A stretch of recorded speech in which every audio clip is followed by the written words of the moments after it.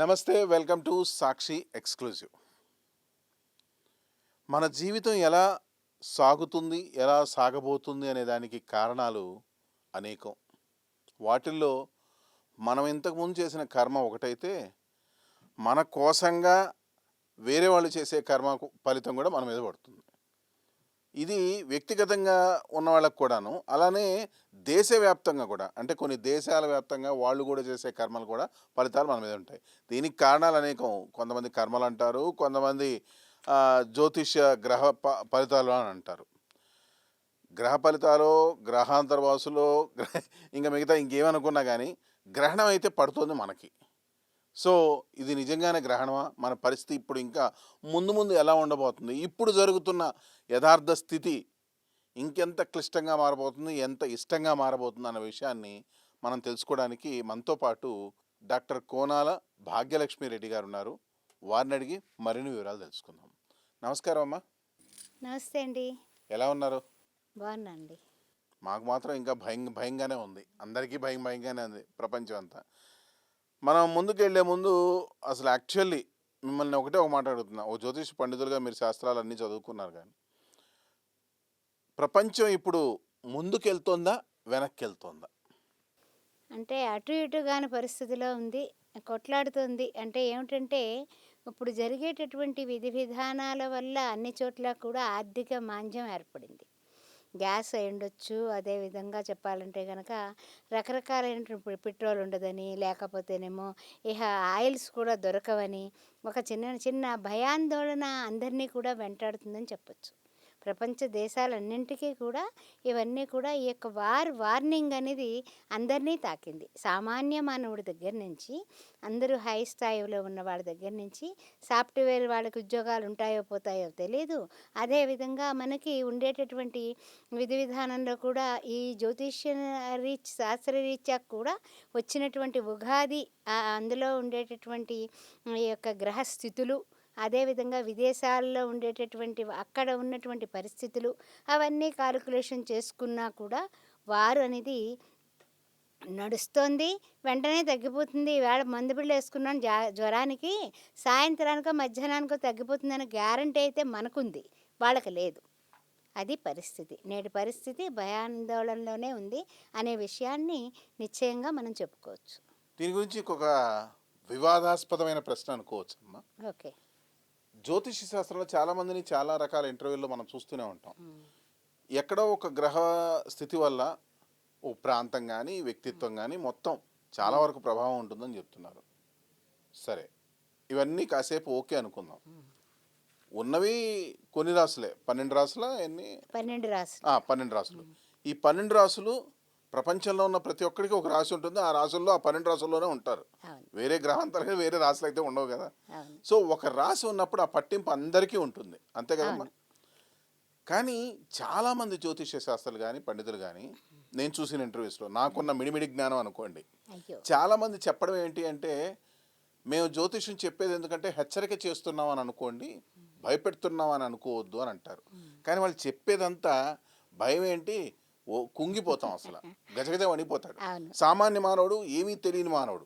మీరు టెక్నాలజీ పరిభాషలో అంటే కుజ దోషం, ఈ దోషం, ఆగ్రహం, ఇది ఎన్ని చెప్పినా కానీ వాడికి భయం వేస్తుంది. దీన్ని ఎలా తీసుకోవాలంటారు?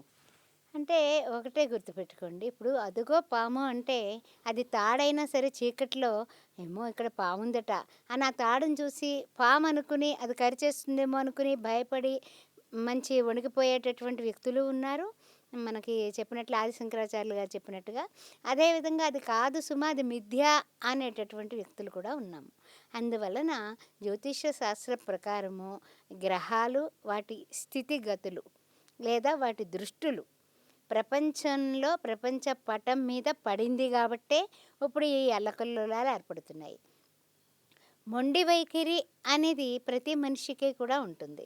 అలాంటి మొండితత్వంతో, మొండి వైఖరితో మీరు మా ఇంటికి ఏం రానక్కర్లేదని చెబుతున్నా కూడా వినకుండా వెళ్ళి తలదూర్చిన వాడు ట్రంప్. ఏమండి? అయితే ఏమిటంటే, మాకొద్దు, నువ్వేం అక్కర్లేదే, వెళ్ళిపోవయ్యా అన్నా సరే వినకుండా, నేను మై హూనా, నేను హెల్ప్ చేస్తాను అనుకుంటూ ముందుకెళ్ళాడు. ముందుకెడితే కనుక ఇప్పుడు ఏమైంది అంటే కనుక నష్టపోయింది కొన్ని మిలియన్ల డాలర్లు నష్టపోయారు. ఇప్పటికి అమెరికాలో ట్రంప్‌కు ఉన్నటువంటి విలువలన్నీ కూడా రోజు రోజుకి కిందకి పడిపోతున్నాయి. పాతాళానికి వెళ్ళిపోతున్నాయి. అంటే మరి అవి గ్రహగతులు అనుకోవచ్చు. ఆయన యొక్క చెప్పాలంటే గనక ఆయన చేసుకున్న కర్మ విధానం, ఆ పని తీరు ఎవరికీ కూడా నచ్చట్లేదు. దీని వలన ఏంటంటే గనక ఇప్పుడు ఇజ్రాయెల్ గాని, ఇరాన్ గాని వాళ్ళిద్దరూ ఏదో కొట్లాడుకుంటున్నారు. వాళ్ళిద్దరి మధ్యన ఈయన దూరడం వల్ల వేల కోట్లు నష్టం. మిలియన్ల కోట్లు మళ్ళీను. 1, 2 గూడా గాదు. దాని తర్వాత ఏంటంటే ఏదైతే క్షిపణులున్నాయి అని గర్వంతో విర్రవీగాడో పెద్దన్న, మనకి ఆ పెద్దన్నగారైనటువంటి ట్రంప్ గారు ఇప్పుడు ఏంటి, ఏం చేయాలి? నాలుక కరుచుకోలేడు, ముందుకు వెళ్ళలేడు, వెనక్కి వెళ్ళలేడు. ఏం చెయ్యాలి? అంటే ఏ విధంగా సలహా చెప్పేవాళ్ళు కూడా లేరు. అమ్మ ఈ ట్రంప్ గ్రహస్థితి బాగాలేక ఇదంతా చేశాడా?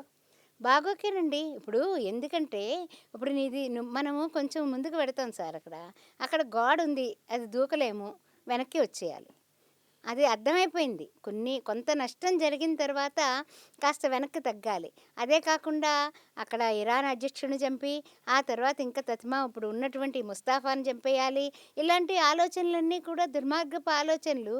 ఇప్పుడు కూడా ఏదైనా సరే మనకి భగవద్గీతలో చెప్పినట్లుగా డెఫినెట్‌గా అది ప్రారబ్ధ కర్మే కాదు. సంచిత కర్మ, ప్రారబ్ధ కర్మ ఇవన్నీ కూడా ఉన్నాయి కదా! ఆగామి కర్మ. 3 కూడా మనము అనుభవించాల్సిందే. అనుభవించడానికి ఆయన రెడీ అవుతున్నాడని చెప్పుకోవచ్చు. ఇందులో మొహమాటమేం లేదు. అంటే ట్రంప్ ఇంకా పతన స్థితికి చేరిపోతాడా? గ్యారంటీ అండి. ఎందుకంటే ఇప్పుడు ఒకటే చెప్తాను వినండి. మూర్ఖత్వం అనేది మనిషికి కొంతవరకు ఉండొచ్చు. చేతులు కాలిన తర్వాత ఆకులు పట్టుకున్న శూన్యం అన్నది అందరికీ తెలుసు. అదేవిధంగా ఈయన వారి యొక్క సెనెట్ ఏదైతే ఉందో వారు చెప్పిన విధానం కూడా ఆయన వినట్లేదు.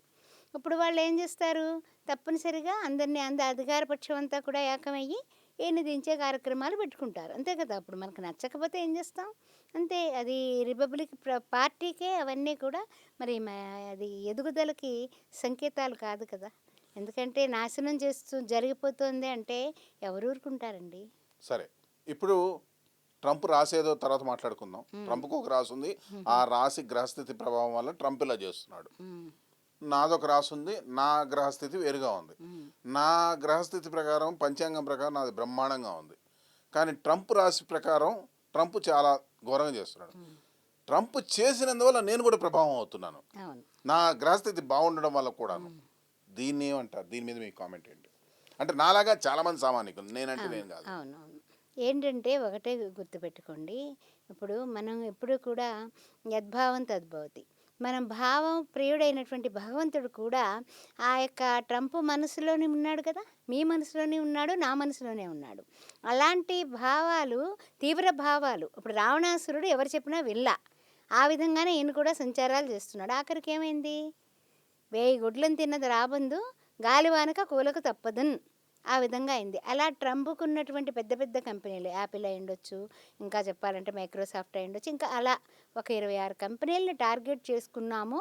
అన్నిటిని మేము మటాష్ చేస్తాం సుమా అని ఇరాను వార్నింగ్ ఇచ్చింది. మరి ఏం జరిగినా కూడా అంటే వాళ్ళ యొక్క కదలికలన్నీ కూడా ఈ యొక్క గూగుల్ ద్వారా తెలుసుకొని ఈయన అన్నీ చేస్తున్నాడు సుమా అని అదే వాళ్ళు కూడా పసిగట్టారు. ఎవరు ఇందులో తక్కువ తిన్నవాళ్ళు లేరండి. ప్లస్ ఏంటంటే గనక అన్నింటికి తెగించుంది ఇరాన్. అన్నింటికి కూడా ఏదేమైనా సరే మేము ఎట్టి పరిస్థితుల్లో ఇజ్రాయెల్ నాశనం, ట్రంప్ నాశనం. ఒక ఆత్మాహుతి దళంగా తయారైంది ఇరాన్. అంతే. ఆ. బాంబులు కట్టుకున్నటువంటి మానవుడు అనుకోండి. ఉమ్. అంతే. ఎందుకంటే అందుకే కదా ఇప్పుడు సముద్ర మార్గాలను కూడా మూసివేసేసి అందరికీ కూడా ఇబ్బంది కలిగించడానికి కూడా రెడీ అయిపోయారు కదా! అలాగైతే ఇరాన్ దేశ ప్రకారంగా ఇరాన్ దేశానికి గ్రహస్థితి ఎలా ఉందనుకుంటున్నారు? ఇరాన్ దేశానికి వాళ్ళ యొక్క పట్టుదల, తర్వాత వాళ్ళు క్షిపణులేంటి, తర్వాత వాళ్ళకి ఉన్నటువంటి ఈ యొక్క ఏదైతే ఆయుధ కర్మాగారాలు ఉన్నాయో అన్నీ భూగృహాల్లో ఉన్నాయి. ఇప్పుడు పూర్వం చూడండి రాజులు భూగృహాల్లో దాచేవారు. డబ్బేమిటి నేలమాగిళ్ళు ఉండేవి అని మనం చిన్నప్పుడు చదువుకున్నాం. ఆ విధంగా ఉన్నాయన్నమాట. అందువల్ల వాళ్ళు ఎప్పుడు పైచేయిగానే ఉంటారు. అమెరికా సరిపోదండి. వాళ్ళ శక్తి గురించి మాట్లాడట్లా. ఆ. వాళ్ళ గ్రహస్థితి ఎలా ఉంది అని. వాళ్ళ గ్రహస్థితి పోరాడే స్థితిలోనే ఉన్నారు వాళ్ళు. అప్పుడు ఉన్నటువంటి ముస్తాఫా కూడా ఏమైనా సరే నేను ఆఖరి వరకు కూడా అంత చూసే వదులుతాను అనే తండ్రికి మించిన పట్టుదలతో ఈయన కూడా ఉన్నాడు. ఇక్కడ నెలబాలుడు అడ్డబాలుడు ట్రంప్ అయ్యాడు అంటారు. అంతేనండి. గ్యారంటీ అండి అది. ఓకే. అయితే ఇంకొక సూటి ప్రశ్న. ట్రంప్ బతుకున్నాడా, చనిపోయాడా? అది ఏమండి ఒకటే గుర్తుపెట్టుకోండి. ఇలాగే ఒక విధి విధానంలో ఒక చిన్న మాట వచ్చింది. ఏమని? పలానా ఆయన ఎళ్ళిపోయాడట, పలానా దేశ అధ్యక్షుడు అనేసి ఒక మాటొస్తుంది. వచ్చిన తర్వాత మనం నిజమేమో, నిజమా కాదా అని ఈ యొక్క మామూలు సామాన్య మానవులం మనం. అవునేమో, కాదేమో, అలా అయ్యుంటుందా, ఇలా అయ్యుంటుందా, హాస్పిటలైజ్డ్ అట, ఈ విధంగా అంటూ ఉంటాం. కానీ ఏంటంటే గనక చనిపోవడం అనేది ఏం లేదు గానీ, ఏదైనా ఈ టెన్షన్స్ కదా! టెన్షన్స్‌తో ఏమన్నా మెడికల్ వైపుకి వెళ్ళుండొచ్చు. అంటే చనిపోవడం దాకా కాసేపు పక్కన పెడదాం.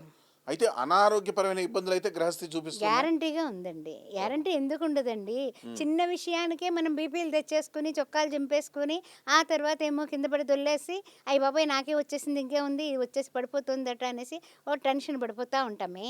అట్లాంటిది ఆయన చేసిందేమిటి? చేస్తున్నదేమిటి? చేయించేదేమిటి? అసలు ఏమిటి?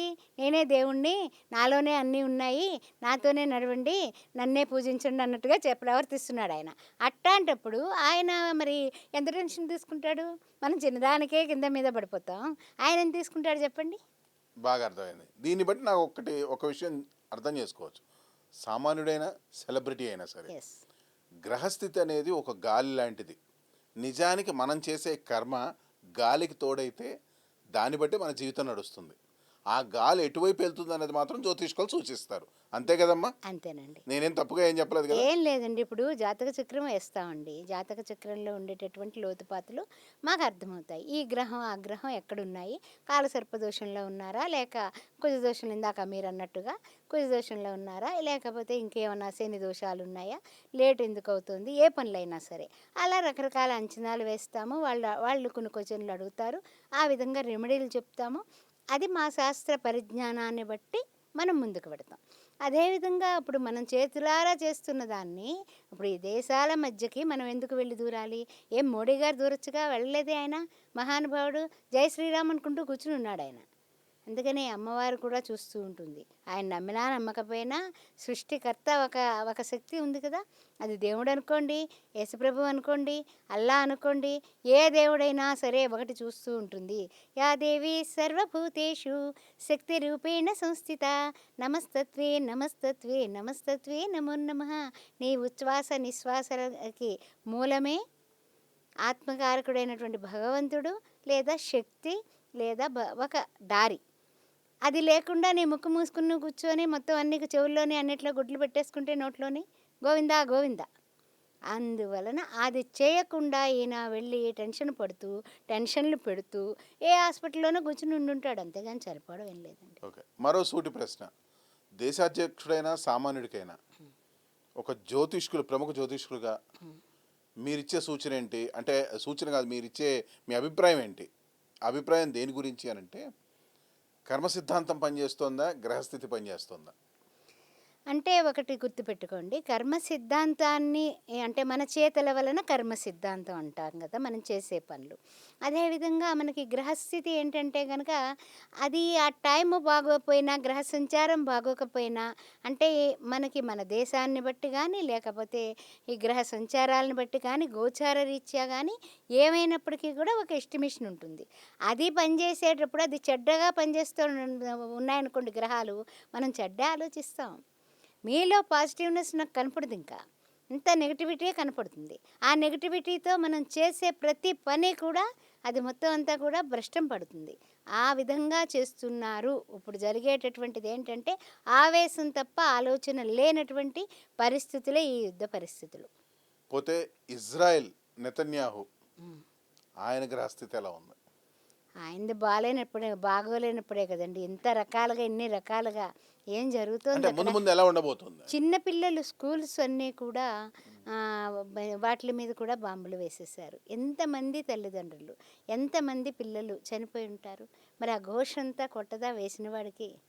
అలాగే ముందు భవిష్యత్తు ఏంటంటే అల్లకల్లోలమేనండి. ఇజ్రాయెల్ అల్లకల్లోలమే. ఇందులో ఏమీ సందేహం లేదు.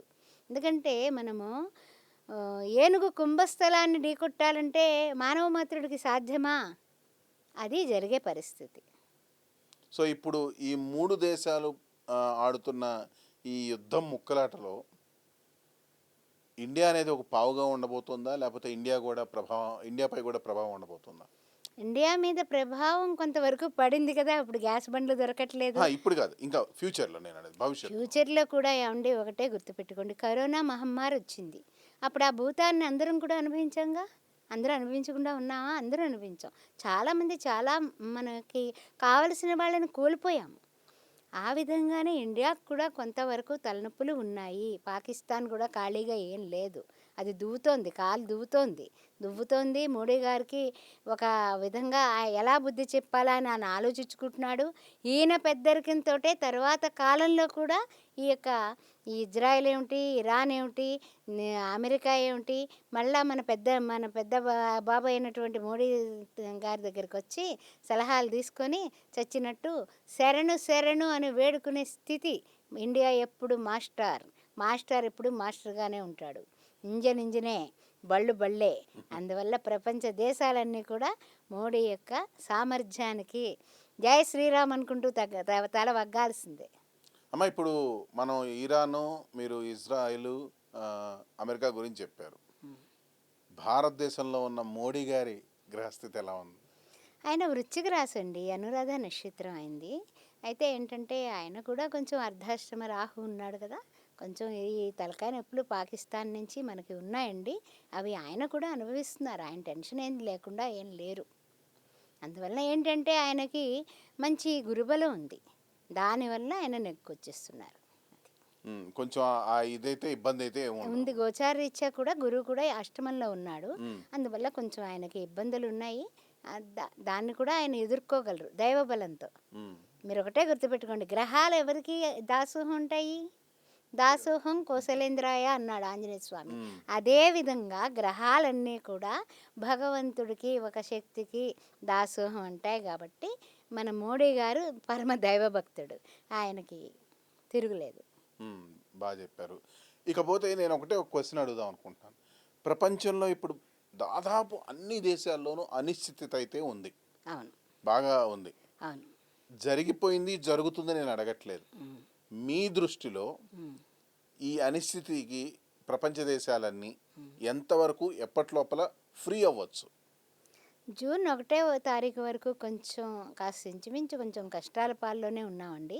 జూన్ 1 నుంచి నింపాదిగా మా జ్యోతిష్య శాస్త్ర ప్రకారం గురువుగారు చేంజ్ అవుతారు కాబట్టి అప్పటి నుంచి కొంచెం రిలాక్స్ అయ్యేటటువంటి పరిస్థితులు కనపడుతున్నాయి. ఇప్పుడు కుజుడు ఇంకొక ఆయన ఒకే గడిలో వచ్చున్నారు. అందువల్ల ఈ కుజరాహువుల కలయిక. కుజరాహువుల కలయిక అని అన్నారు.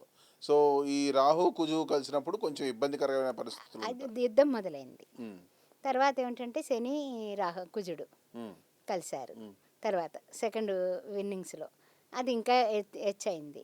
ఇప్పుడు కుజుడు మళ్ళీ మేషంలోకి వచ్చేసాడు.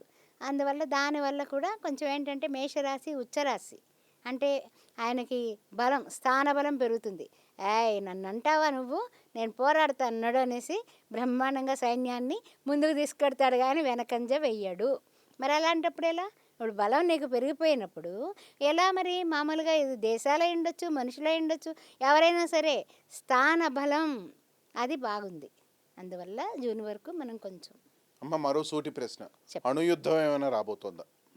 అణుయుద్ధమే జరుగుతోంది కదండి బాబు అక్కడ. అంటే అలా కాదు. ఇంకా పెద్దగా అంటే అణుయుద్ధం అని అనుకుంటున్నారు, స్పెక్యులేషన్స్ అంటున్నారు కానీ ఎక్కడ పడిన ఇది ఏ దాఖలాలు లేవు. ఏమండి? నేను అడుగుతోంది డైరెక్ట్ క్వశ్చన్ ఏంటంటే ఇప్పుడు పాత రోజుల్లో మనం జపాన్ ఒక్కటే మనకి ఎగ్జాంపుల్ తెలుసు. అవును.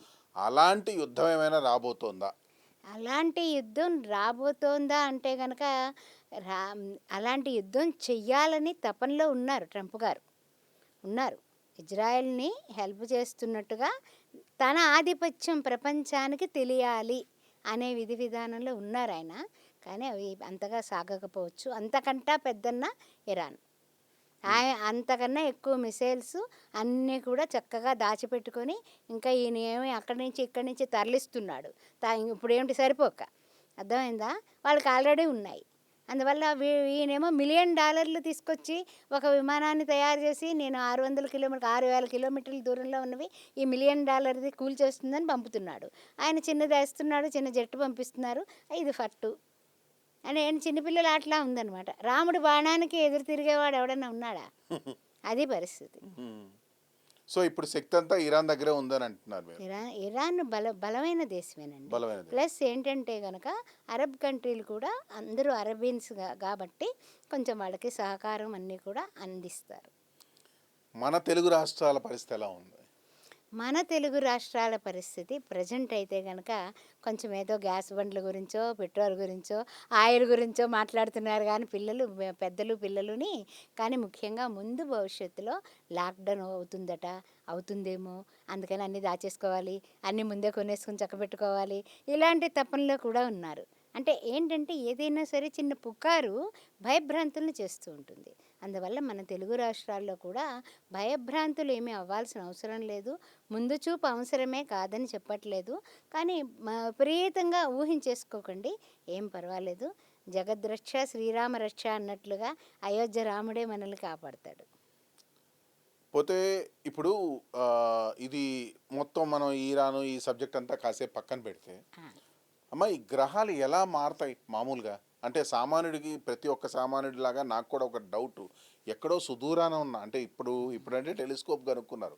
ఈ కనుక్కోకముందే మన వేదాలలో ఉన్న వాళ్ళందరూ ఆ గ్రహస్థితి మార్పులు సామాన్య బతుకుల మీద కూడా పడుతుందని కనుక్కున్నారు. ఎలా మారుతాయి అవి ఏ శక్తి లేకుండా? ఏ శక్తి కాదండి, అనంతమైన శక్తి ఉంది. ప్రపంచాన్ని ఏదైతే నడిపిస్తుందో ఆ శక్తి అనంతమైంది. ఆ శక్తిని రకరకాల పేర్లతో రూపనామాలతో మనం కొలుస్తున్నాము, పిలుస్తున్నాము. మనము రాయిని కూడా భగవంతుడు అంటున్నాము. కానప్పుడు శూన్యాన్నే భగవంతుడు అంటున్నారు కొంతమంది ఒక రూపాన్ని పెట్టుకుని పూజ చేస్తున్నారు, విగ్రహారాధన చేస్తున్నారు. అంటే ఈ ద్వైత విశిష్టాద్వైత అద్వైత సిద్ధాంతాల్లోకి మనం వెళ్ళినట్లయితే భగవంతుడు అనేవాడు ఉన్నాడు అనే నమ్మకమే ఒక శక్తి.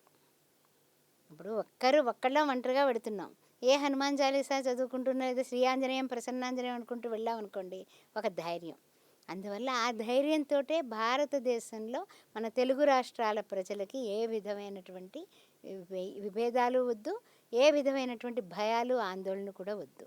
ఆ విధంగానే ముందుకు వెళ్ళాలి. అంతేగాని ఏమొచ్చేస్తుందట, యుద్ధం వచ్చేస్తుందట, అక్కడ బాంబేస్తారట, ఇక్కడ బాంబేస్తారట, ఇవన్నీ ఎప్పుడే అంటూనే ఉన్నారు. మన హైదరాబాద్ ఏంటి, ముంబై ఏంటి, ఢిల్లీ ఏంటి ప్రమాద పరిస్థితుల్లో ఉన్నాయి, సౌత్ ఇండియా అంతా చెప్పక్కర్లేదు, అది ఇది అంటున్నారు. ఏమండి, కరోనా వచ్చి మన ఇంటి పక్క వాళ్ళనే తీసుకెళ్ళిపోయినప్పుడు మనం ఏమన్నా చేయగలిగామా? కనీసం ఆ కర్మకాండాలకు వెళ్ళలేకపోయాము. ఎంతో ఇష్టమైన వ్యక్తులు, ఎంతో ప్రియం, ఎంతో మనం ఇంట్లో కూర్చుని ఏడ్చాం, కానీ వాళ్ళ దగ్గరికి వెళ్ళి ఒక్క కన్నీటి పొట్టు రాల్చడానికి మీకు ఉందా? వాళ్ళ ఇంట్లో వాడికే దిక్కుమొక్కు లేదు. ఎంతటి అల్లకల్లోలాలు జరిగాయి. అందువల్ల కర్మభూమి, పవిత్ర భూమి అయినటువంటి ప్రియమైనటువంటి మన భారతావనిలో ఇప్పుడు కూడా పాతాన్ని భగవంతుడు సహించడు, అది నమ్మకం. ఆనాడు మహర్షులు కూడా శృతుల ద్వారా స్మృతుల ద్వారా మనకు అందించిందే జ్యోతిష్య శాస్త్రం. జ్యోతిష్య శాస్త్రం కూడా వేదాంగాల్లో ప్రముఖమైనదే. అందువలన వారు ఏం దిక్సూచీలు లేకుండానే చెప్పారు కదా. నీలలోహిత కిరణాలు పడితేనే గ్రహణం రోజు మీ పిల్లలు గ్రహణం మొదలు వస్తాయన్నారు కదా. నాన్ సెన్స్ అంటున్నాం, ఇప్పుడు పాత చింతకాయ పచ్చడి అంటున్నాం. కానీ అవన్నీ కూడా మరి జరిగినప్పుడు పుట్టిన చిన్న ఏదైనా ఉంటే కనుక ఇలా గిల్లితే ఆ పిల్లాడు గ్రహణం మొర వచ్చింది. ఎందుకు ఇట్లా వచ్చింది, నా కర్మ అనుకుంటున్నాం. కానీ కాదు, ఇది సైన్స్ అంటున్నాం. అప్పుడు బిర్యానీలు తెచ్చుకుని తింటూ ఉంటారు. ఆ గ్రహణాన్ని ఎలా కనిపెట్టారు వీళ్ళు? ఏం లేదు కదా అప్పుడు ఈ మహర్షులకి. ఫలానా రోజు గ్రహణం పడుతుందని ఎట్లా తెలుసట? అది రాహుగ్రస్తమా, అది కేతుగ్రస్తమా, ఏమిటి? ముసలివాళ్ళు, పిల్లలు, తర్వాత బాలింతలు, తర్వాత గర్భవతులు ఈ జాగ్రత్తలు తీసుకోవాలను. మీరు స్నానాలు చేయక్కర్లేదు, జస్ట్ విభూతి పెట్టుకోండి చాలు. దానిలో కూడా సౌలభ్యాలు ఇవన్నీ ఏమిటండి ఇదంతా? చెప్పండి. అందుకని ఎప్పుడు కూడా భగవంతుడు ఉన్నాడని మనం విశ్వసించినప్పుడు మన భారతదేశము శ్రీచక్ర రూపంలో పయనించి మనకి నాసా వాళ్ళే గుర్తించారు, భారతదేశం శ్రీచక్ర రూపంలో ఉంది అని. అందువల్ల అమ్మవారు చూసుకుంటుంది, అయ్యవారు చూసుకుంటారు, శక్తి చూసుకుంటుంది. అందుకే ఇందాక చెప్పాను, యా దేవి సర్వభూతేషు మాతృరూపేణ సంస్థిత నమస్తత్వే నమస్తత్వే నమస్తత్వే నమో నమః అమ్మా అని అనుకుంటే అమ్మే చూస్తుంది. అంతే. అమ్మ ఏం అన్యాయం చేయదుగా, చెడ్డ తల్లి ఉండదుగా ప్రపంచంలో. అంతే. అమ్మ, మీడియా రంగం ఎలా ఉంది, ఎలా ఉండబోతోంది? మీడియా రంగం అంటేనండి ఒకటేనండి, ఈ మాధ్యమాలు పెరిగిపోయాయండి. అందువల్ల నిజంగా చెప్పాలంటే గనక వాళ్ళు ఏం చెప్తున్నారు, ఆ చెప్పేవన్నీ నిజాలేనా అని మాలాంటి అమాయకులు అంటే జ్యోతిష్యులనే కాదు, సామాన్య పామరులందరూ కూడా నిజమని నమ్మేస్తారు. అదిగో ఈ పూజ చెయ్యి, ఇది బ్రహ్మ అంటే వీళ్ళేంటంటే ప్రమోషన్ చేసేస్తున్నారు. అంటే ఇంతకుముందు ఎప్పుడెప్పుడు చెప్తారా అని ఎదురు ఎదురు చూసేవాళ్ళు ఆ! ఏదైనా ఆ! వార్త. ఆ! ఆ! ఇప్పుడు ఇంకా ఎన్ని ఎంతమంది చెప్తార్రా అన్న స్థితికొచ్చేసింది. అదే అందుకనే ఏంటంటే కన్‌ఫ్యూజ్ ఎక్కువైపోయిందండి. సామాన్య మానవుడికి ఎవరిని అనుసరించాలి? ఏం చేస్తే బాగుంటుంది? లక్ష్మీదేవి వచ్చేస్తుందట. ఆ లక్ష్మీదేవిని ఎలా కూర్చోబెట్టి కట్టేయాలి? వాళ్ళేమో ఇలా చెప్పారు, వీళ్ళు అలా చెప్పారు. ఈ విధానంలో పాపం కన్‌ఫ్యూజన్‌గా ఉందండి. అందుకని మీడియా మిత్రులందరికీ కూడా ఒకటే ప్రార్థన. మంచి వీడియోలైతేనే కొంచెం ప్రమోట్ చేస్తే బావుంటుందని నేను అనుకుంటూ ఉన్నాను మరి. అన్యథగా భావించకండి. సో, మీడియా వాళ్ళందరికీ భవిష్యత్తు అయితే ఆశాజనకంగా ఉందా? ఆశాజనకంగానే ఉంది. ఏం పర్వాలేదు. మీ శక్తిని మీరు నమ్ముకోండి. ఎందుకంటే ట్రూత్ ఈజ్ గాడ్ అని ఎప్పుడు కూడా చెప్తూ ఉంటాం కదా! సత్యమేవ జయతే అన్నాడు గాంధీ మహాత్మ కూడా. అదే విధంగా ఆ రకంగానే మనం ముందుకు వెడితే గనక డెఫినెట్‌గా అన్ని రంగాలు కూడా బాగుంటాయండి. మన భారతదేశంలో ఎప్పుడు కూడా కరోనా టైంలోనే మీడియా రంగం అద్భుతంగా పనిచేసింది. ఈ శానిటరీ వాళ్ళు ఎంతైతే పనిచేశారో మీడియా రంగం కూడా అదేంటి అవాకులు చవాకులు కాకుండా ఖచ్చితంగా చెప్పి ఖచ్చితంగా మనల్ని మంచి దారికి ప్రభావితం చేసింది. అక్కడ చావులు ఎక్కువైపోయాయని చెప్పలా. ధైర్యం చెప్పింది. ఏం పర్వాలేదు కరోనా 10 రోజుల్లో పోతుంది, 5 రోజుల్లో పోతుంది. ఇంకేంటి ఇంకెంతసేపు మందులొచ్చేసాయి, టీకాలు వేయించుకోండి. ఇలా జాగ్రత్తగా మనకి చెప్పడం జరిగింది. అందువల్ల మీడియా రంగాన్ని ఎప్పుడు కూడా మనము పెద్దపీట వేయాలి, అది ఉండాలి. కానీ ఏంటంటే ఇప్పుడు చిన్న చిన్న వాటిల ద్వారా చేసేవి కొంచెం చూసుకుంటే మంచిది. ప్రస్తుత యుద్ధ పరిస్థితి మరో కరోనా లాగా తయారైతే అవ్వదు గదా! ఏవండీ ఒకటే చెప్తానండి. అంచనాలు అనేది సహజం మనిషికి. కానీ అది ఎంతవరకు పెడుతుంది అంటే గనక హ్మ్, విపత్కరమైన పరిస్థితులు వస్తే ఆనాడు మోడీ గారు మనందరి చేత కూడా లాక్‌డౌన్ చేయిస్తాడని మనం ఊహించామా? ఏది ఫస్టు చక్కగా ఒక పళ్ళెం పట్టుకునో, ఒక డప్పు పట్టుకునో కొట్టండి అన్నాడాయన. అందరూ గంటలు పట్టుకొని వాయించేసి వీడియోలు తీసేసి మరి సోషల్ మీడియాలో పెట్టేయడం జరిగింది. ఎంతో ఆనందంగా. మేము గూడా చేసాం మోడీ గారు చెప్పినట్టు ఇవాళ లాక్‌డౌన్ చేశామని ఫస్ట్ రోజు. రెండో రోజు నుంచి అది మొదలవుతుందని ఎవ్వడికి తెలీదు. అదే ప్రస్తుత ప్రపంచ పరిస్థితి విపత్కరంగానే ఉంది. అయితే ఏంటంటే ఎప్పుడు అది మన యొక్క ప్రభుత్వాలు ఏ నిర్ణయాలు తీసుకుంటే దాన్ని అనుసరించడానికే సామాన్య మానవుడు ఎల్లప్పుడూ సిద్ధంగా ఉండాలి. అంటే ఏదేమైనా సరే జూన్ మొదటి వారంలో కొద్దో గొప్పో నెమ్మదవ్వచ్చు. రిలాక్సేషన్ దొరుకుతుంది. నెమ్మదవ్వచ్చు. అంతే. అంతే గదండీ! రైట్. ఓకే. అమ్మ చివరగా మీరు ప్రజలకి ఇచ్చే అభయం, సూచన ఏంటి? ఒక జ్యోతిష పండితులుగా మీరు డైరెక్ట్ కెమెరాకి చెప్పొచ్చు. ఓం శ్రీమాత్రే నమః. అమ్మవారి యొక్క అనుసరణతో మనము ఎప్పుడు కూడా మనం చేసే పూజలు, పునస్కారాలు, ప్రార్థనలు అన్నీ కూడా ఏ మార్గంలో మనం వెడుతున్నా కూడా అదే నమ్మకాన్ని విడిచిపెట్టకండి. తప్పనిసరిగా దైవానికి దగ్గరగా ఉండండి. భయాందోళన వద్దు. ఎవరు ఏం చెప్పినా కూడా నమ్మకండి. తప్పనిసరిగా కొన్ని మంచి ఛానల్స్‌లో మంచి విషయాలే చెప్తారు. అవి మాత్రమే నమ్మండి. అది ఏంటంటే గనక ఒకటే గుర్తుపెట్టుకోండి. అనవసరమైనటువంటి ఆలోచనలు లేకపోతే మనకు వచ్చినటువంటి మనం విన్నటువంటివన్నీ కూడా ఎదుటి వాళ్ళకి ఇన్ఫర్మేషన్‌ని ట్రాన్స్‌ఫర్ చేసి అనవసరంగా మీరు టెన్షన్ పడి వాళ్ళని టెన్షన్ పెట్టకండి. సంతోషంగా ఉండండి. ఆనందంగా ఉండండి. మన కుటుంబాన్ని మనం ప్రేమించడం, ఆ తర్వాత మన దేశాన్ని ప్రేమించడం సహజ భారతీయ సంస్కృతిలో ఉన్నటువంటి స్త్రీ పురుషుల ఇద్దరి లక్షణం. అది అవలంబించండి. ఆనందంగా ఉంటారు. నమస్కారం అమ్మ. థాంక్స్ అలాట్ మీరొచ్చినందుకు. శ్రీమాత్రే నమః. బతకడానికి, జీవించడానికి నమ్మకం అనేది పునాది. ఆ నమ్మకంతో మనం ఎంతైనా బతకొచ్చు, ఎంతవరకైనా జీవించొచ్చు. భయం లేకుండా బతకండి, జీవించండి. అదే చెప్తున్నారు అమ్మవారు. Thanks allot.